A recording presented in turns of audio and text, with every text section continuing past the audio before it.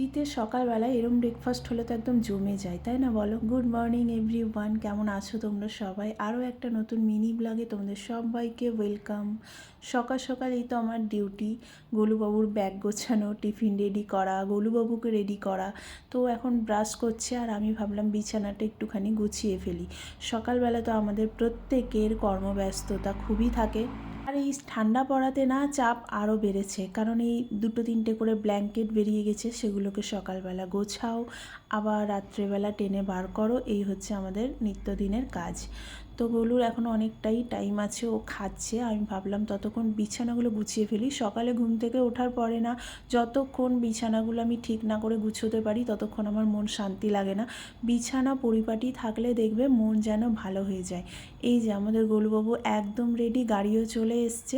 আর আমার বর কিন্তু সকালবেলা স্নান করে এই ঠান্ডার মধ্যেও।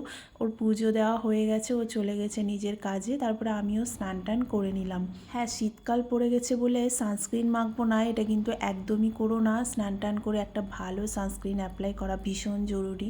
তো আজকে বানাচ্ছি একটা দারুণ ব্রেকফাস্ট, ডিম পরোটা। এটা আমি না ইনস্টাগ্রামে দেখছিলাম, কিন্তু জানি ওদের মতো অত সুন্দর বানাতে পারবো না, একটু তো মানে ভুল হবেই আর কি।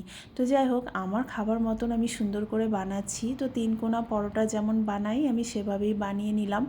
তারপরে এই যে পরোটাটা ভালো করে ভেজে নেব, আর মাঝে একটু আটা দেওয়ার কারণটা হচ্ছে যাতে লেয়ারিংটা বোঝা যায়। তারপর আমি একটুখানি ফাটিয়ে নিয়েছি সাইড থেকে, পরোটাটা দিয়ে ডিমটা দিলাম, একটু তো বেরিয়েই গেল।